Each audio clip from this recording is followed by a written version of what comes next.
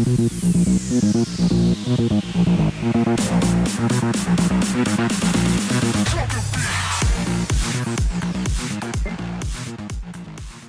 back to our podcast right here on AWM Studios podcast. I'm joined in studio with my friend and co-host and the one that runs the other YouTube channel of ours, All Wrestling Madness, Sean.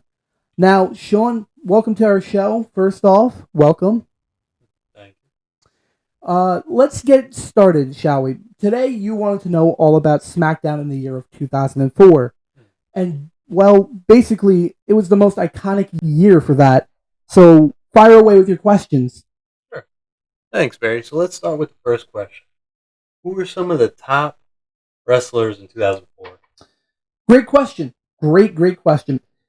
SmackDown in 04 had some of the top tier stars of WWE at that time, such as Eddie Guerrero, Kurt Angle, The Undertaker, JBL, John Cena for a short time, Rey Mysterio. The list goes on and on of people that have worked for SmackDown in 2004. But these stars brought their A game and delivered their top of the line matches in 04 for SmackDown. Sounds like an amazing lineup. I've heard they had about the rivalry between Eddie Guerrero and Kurt Angle during the time. Can you tell us more about that? Sure. The rivalry between Eddie and Kurt was one for the ages. They had a series of intense matches during that time period and heated promos, showcasing their incredible in-ring skills and storytelling. The culmination of their feud, Sean, ended at WrestleMania 20, where Eddie Guerrero ended up besting and beating the Olympic gold medalist, Kurt Angle. That was a historic event. Now let's talk about the tag team scene. Were there any notable tag teams that stood out in 2004? Definitely, Sean. SmackDown of 04 had some of the most fantastic tag team rosters. One of the most notable was Rey Mysterio and RVD, Mr. Rob Van Dam, who formed an extreme and high-flying tag team duo. We also had the Hardy Boys, who made their presence felt after being drafted to the SmackDown brand as well. Their dominant performances and trademark table spots for RVD and the Dudley Boys were fantastic to watch during that time period. Sounds like a good tag team action at its finest. Let's shift gears a little bit. Sure. Can you tell us about any of the memorable moments or events that took place in SmackDown 2004? Certainly. One of the most memorable moments that was John Cena's rise to superstardom in 2004. You see, 2004 was the year that truly made John Cena who John Cena was. Basically, his charisma, unique style, and rapping abilities made him the top star of the WWE at that point in time. I mean, he was just starting out in like 2002, 2003, but 2004 was what really made the world know who John Cena was. So, basically what I'm trying to say in a nutshell is that his biggest moment was at WrestleMania 20, when he bested and beat the Big Show for his first ever championship title victory, which was the WWE Championship. Were there any other significant development changes on SmackDown 2004? Absolutely. In June of 04, SmackDown welcomed a new general manager known as Theodore Long, and his catchphrase of being "holla, holla, holla" was one of the best catchphrases that he came up with, or that any person in WWE came up with at that point in time of 04. And it was one of the most impactful moments and impactful decisions of WWE's creative genius of 04. Thanks for sharing these incredible facts about WWE SmackDown in 2004. Barry, it sounds like a truly unforgettable year for wrestling fans. Yeah, you're welcome. It was my pleasure to take this trip down memory lane to talk about the 2004 era of WWE SmackDown in particular. It was indeed a remarkable time in WWE history to be a fan of professional wrestling entirely, filled with unforgettable rivalries, top-notch talent, and moments that would be unforgettable for years and generations to come. Don't go anywhere because we'll be right back with some more exciting moments and memories of WWE when we return from our break. Hey, you guys, so just a small segue. We're going to be talking about some of our merchandise. We sell some stuff on Bonfire, a lot of clothing, t-shirts, Hoodies, mugs, whole nine. If you want to support our channel, definitely check that out. all the link will be down in the description box below to our other channels, whether it's All Wrestling Madness, which is run by Sean, or whether it's my TikTok or our merchandise store, like we said, where you can get some of the top tier, top of the line grade merchandise, whether it's t-shirts, hoodies, notebooks, coffee mugs, whatever you want. Check out our merchandise store. All the link will be down in the description box below. But if you want to know, it's bonfire.com/store/AWM Studios. And you can get all your merchandise made from us and show your support to this wonderful growing channel right here on YouTube. Again, also show your support to my good friend right here by checking out his channel, All Wrestling Madness, and subscribing to his channel, because he doesn't do just wrestling topics. Don't let the name of the channel fool you. It is not just wrestling topics. He does gameplay videos of all sorts. He does tech reviews. Sometimes he does tech repairs, but most of the videos are gameplay. So check him out and give him one of the biggest likes you can on his videos and on his channel by subscribing and clicking the bell icon so that you stay notified for every single time that he decides to drop a video right here on YouTube. Thank you again, Sean. We're going to be back in just a few seconds with more on WWE.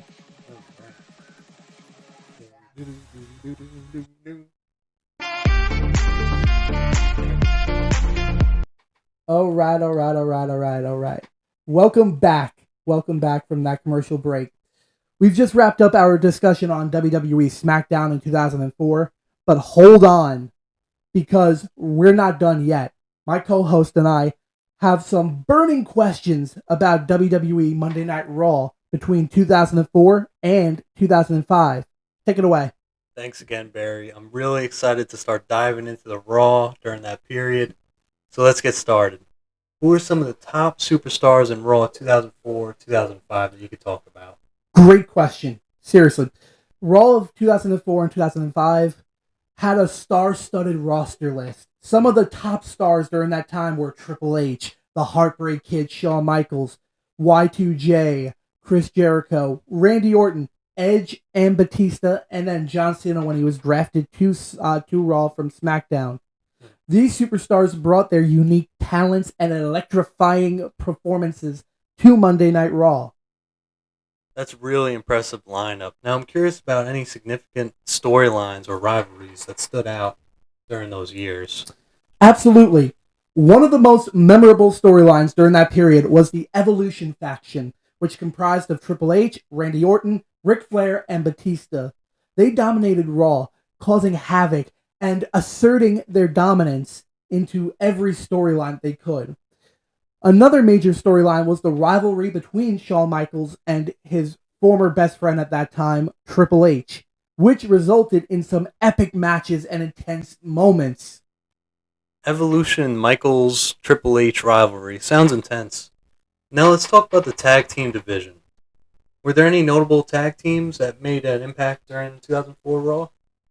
Definitely. The tag team division for Raw was on fire during these years. We had legendary tag teams like the Dudley Boys, the Hardy Boys, and Edge and Christian, who had incredible matches and elevated the excitement level to be a fan of Monday Night Raw during that time. Additionally, new tag teams like La Resistance, William Regal and Eugene, and I know I shouldn't be saying his name for obvious reasons, but I'm going to say it, Chris Benoit and Edge made their mark on Raw during that time period.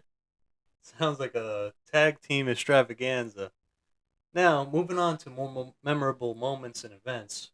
Were there any that stood out during that time, 2004, 2005? Absolutely. One of the most memorable moments was at WrestleMania 21 in 2005 when Batista won his first ever World Heavyweight Championship victory by beating his former best friend, Triple H.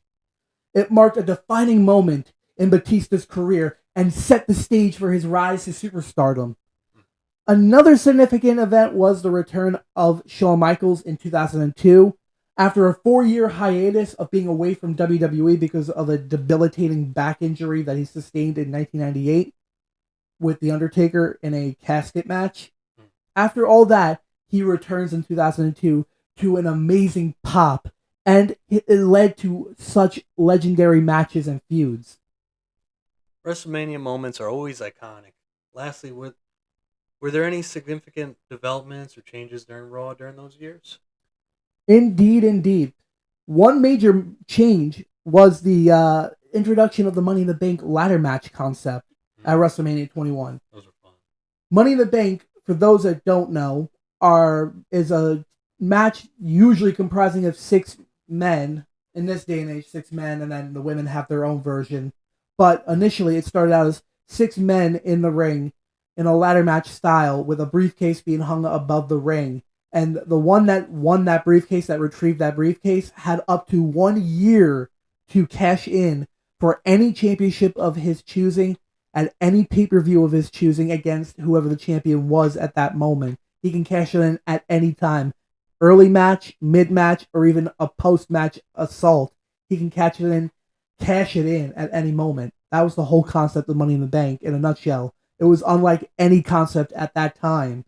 Because at that time, the only ladder match they had was hanging a belt from the ceiling, and if you won it, you're automatically the champion.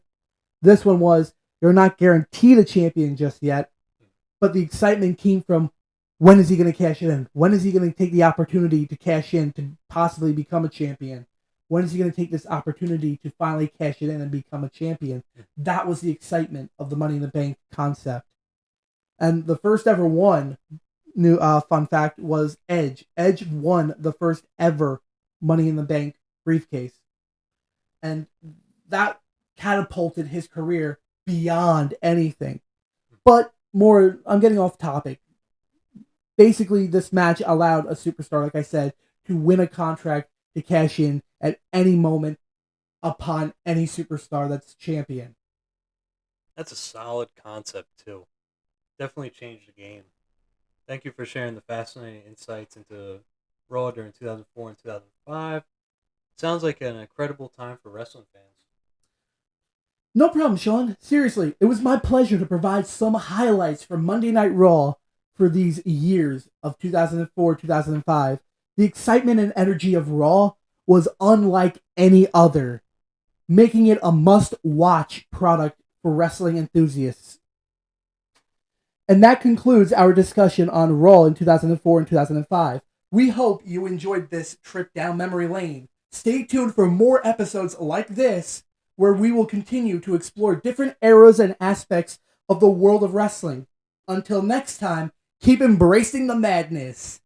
Thanks for tuning in, and talk to you all in the very next video, run by both me and my friend and co-host, Sean. One more time, check out his amazing YouTube channel, All Wrestling Madness. You do not want to miss out on his video releases. They are top of the line releases. He does gameplay videos, tech reviews, wrestling whenever I'm there. So just, if you like wrestling, if you like gameplay, whatever it is, check out his channel, All Wrestling Madness. Subscribe to him, and subscribe to this channel. Check out all of our other social media pages by going to the description box below and clicking on those links and following us on all those other social media pages. And again, if you want some of the top tier of the line merchandise, no, this is not ours. This is WWE's, to be specific. I'm not trying to sell that. What I'm trying to say, though, is shirts like these you can get on our merchandise store at bonfire.com/store/AWM Studios and get some of the top tier of the line products, whether it's t-shirts, hoodies, coffee mugs, notebooks, whatever you want. Check it out on our merchandise store, bonfire.com/store/AWM Studios. All the link will be down in the description box below. Thank you again for joining me in studio, Sean, for this amazing episode of the podcast. All right. Thanks again, Barry, and thank you everyone for watching.